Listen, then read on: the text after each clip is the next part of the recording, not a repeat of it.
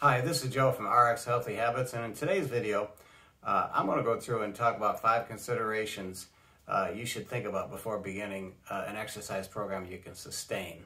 And my objective is just that. I want to go through and talk about an exercise program that you can sustain because you've considered these 5 things and you've said to yourself, yep, check, check, check.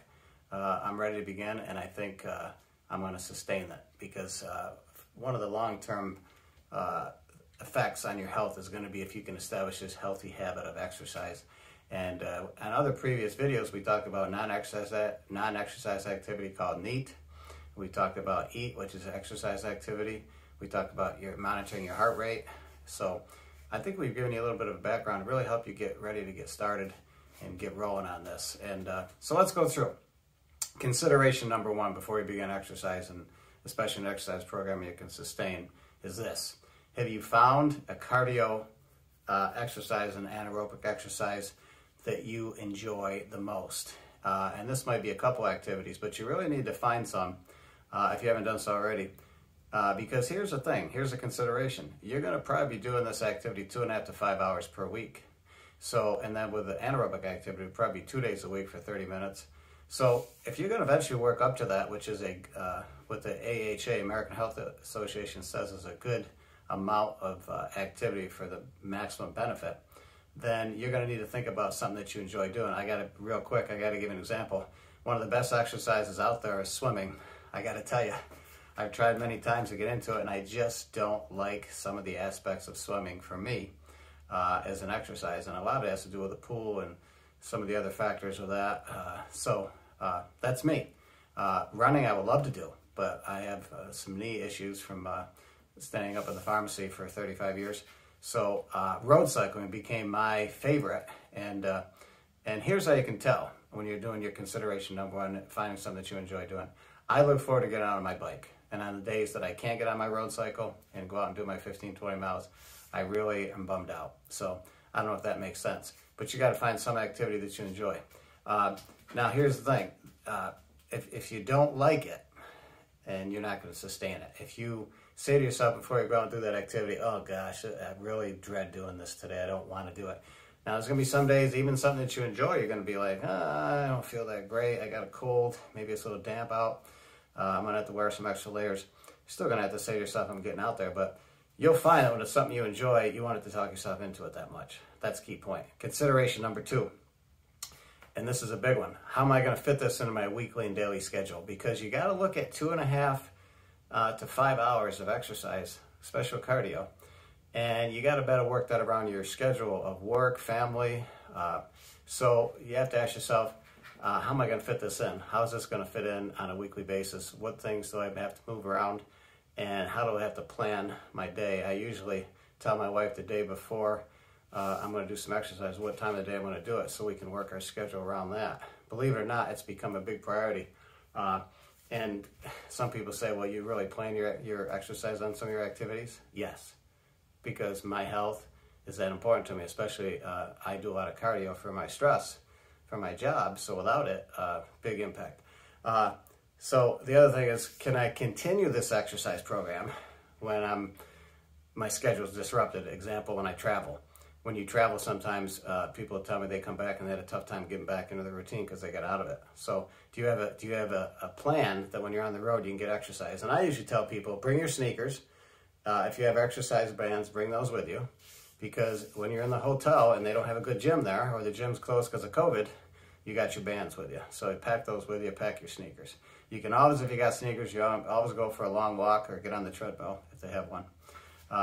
So consideration number 3. This is a big one.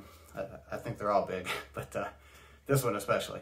Am I willing to invest a little bit of money to pursue the healthy habit of exercise that I chose? So I don't know what that's going to be for you. It might be, are you willing to pay for some memberships? And you can get some programs that are not where you have to pay for the whole year, but you can pay by month for a gym. If you want to go that route, if you want to go the route of the YMCA, there's a lot of programs out there where you pay for some group events, group exercise events, and you can pay for that. There's a lot of online things that you can do that you have to pay sometimes for. Sometimes they're free. So you might better find something that's no cost. But I found that I was willing to invest in my favorite exercise, and that's road cycling. And I started out with a bike. I wish I had a picture to show you. The one I began with and the one that I have today is quite pricey. But it's because I enjoy it so much and I want a really good performing bike. But I was want to invest, and not just in the equipment. If you're going to exercise not in a gym or not in a another public place, if you're going to invest in some equipment, you also need to think about, not only do you need the equipment, but you also need to think about investing in some gear so you can do your activity all year round, no matter what season it is. And this is, I think, where a lot of people break down. They'll get into walking and doing outdoor activity, biking in the summertime, especially in the Northeast. But when the hotter weather comes or when the colder weather comes, they stop their activity. You got to find a way to sustain that activity year round. And I had to buy a lot of extra gear for road cycling, like gloves, hats. I did the whole 3 layers of clothing so I can go out and ride in New York State when it was 20 degrees. And that was just something that I felt like, hey, I need to sustain this, so I'm going to find a way to do it. So invest in some gear. Here's another one.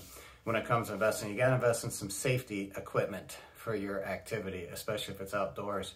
In my case, I did not skimp on buying a helmet that tracks where I am, and if I get into a crash, it sends a signal to my wife's phone saying, hey, Joe's down. You better find out where he's at by looking at the GPS. That's also part of the program, and get there.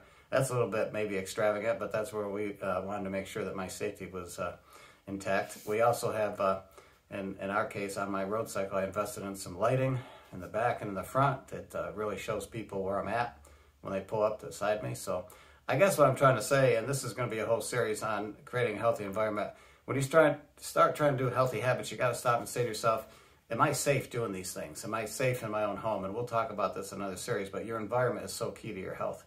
But so I invested in safety tools. I think you should do the same if you're doing activities, whether it's maybe weightlifting in your house. There's some things you can do to make sure you can do that more safely with the right equipment. Nothing worse than trying to do some anaerobic activity with some bad equipment. Consideration number 4, how are you going to hold yourself accountable and how you're going to monitor your exercise. Now, these are some questions to ask yourself. Do I have some devices that I have now that can monitor this? That's very important. If not, there's a lot of manual things you can do. We talked about that in some of the other videos to monitor your heart rate. But I would think some wearables are nice.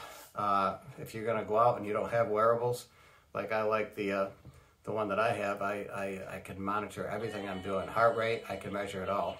So with that tool, I'm able to really keep track of things on a daily, weekly, and monthly basis. I can look at trends. So how are you going to do that? Because you're really looking to monitor that week in, week out, month in, month out. And here's the other thing, a consideration, how you're going to hold yourself accountable. Are you considering a health coach or physical trainer?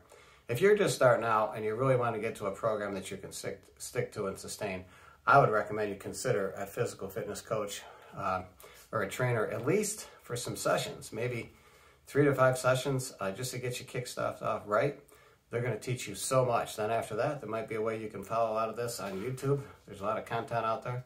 So my recommendation is find a way to really hold yourself accountable and monitor. And then finally, the 5th consideration. And this is, I think, one that you really need to ask yourself maybe before any of the other ones. And that's this. On a scale of 1 to 10, to start your program and sustain it, how serious are you about sustaining it for 90 days minimally?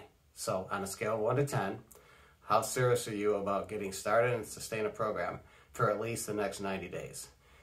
Because it really, after 90 days, you pretty much establish the habit of your exercise program, and you're pretty much going to have a much higher chance of sticking with it. So ask yourself that. If you're a 4 or 5, I don't know if you're ready. If you're a 7, 8, 9, then yeah, you're motivated. So, and then you have to realize that if you are a 7 or above, serious level of getting rolling, then you got to be willing to engage yourself in self-talk, maybe especially in the beginning, every day. Tough self-talk. I mean, you're going to be the toughest coach you ever had, and you got to be willing to do that. You got to be willing to not accept excuses from yourself. Are you going to be able to, if you're on a, really serious about getting started, are you going to be able to sustain this when life happens? Because you're going to have your schedule worked out of when you're going to exercise, all of a sudden something's going to come up. And you're going to have to be really good at saying, okay, I couldn't get it in this morning because my wife had to go to the doctor and she had an appointment I forgot about. So I'm going to have to fit that in when I get out of work today. So be willing to be flexible. And then the other thing too is you really want to keep in front of you at all times why you're doing this. I guess you got to begin with the end in mind. What is the end of all this? The end of all this is for you to get really physically fit and to get a lot of stamina and energy and just really increase your health, and your preventative health by being in good shape is going to keep you free from a lot of things that maybe other people get plagued with, especially with all the bugs going around in the fall and winter months. And of course with COVID, you always want to make sure you're as healthy as you can. God forbid you contract COVID. So I was just going to encourage you then to really double down on coming up with, your number on a scale of 1 to 10. So, and lastly though, I want to say this to you. If you enjoyed some of these points that you've been getting from some of your videos, please subscribe to our YouTube channel called RxHealthyHabits. We got several videos up there on this whole category of healthy motion and getting moving to get your health on a better track. If you got some comments, you can leave them below in the video. That'd be great. You also can email me at joerxhh@gmail.com if you have questions or comments. Love to hear from you. Love to answer any questions you have. Love to give you more input if you need to. And stay tuned to this channel if you do subscribe, because we have a lot of new series coming out. We have one coming out soon for the holidays that's going to deal with an important topic, and that is, hey, a lot of people end up gaining weight and kind of going off track during the holidays because they don't eat real healthy. And we're going to talk about some healthy dishes to put together, but also some tips on how you can go to parties and do it a little bit more sanely and do it from a standpoint of, hey, my health is number one, so I'm going to enjoy the party with everybody else, but I'm going to eat a little smarter. So we're going to talk about some of that series coming out. And then some other series that we're going to be filming in my kitchen with my wife, who's a fantastic cook, is going to be talking about some healthy dishes. So this is all coming your way because we want to bring you the best that we can from Rx Healthy Habits. And we can't wait for you to start your health journey and each day become the best that you can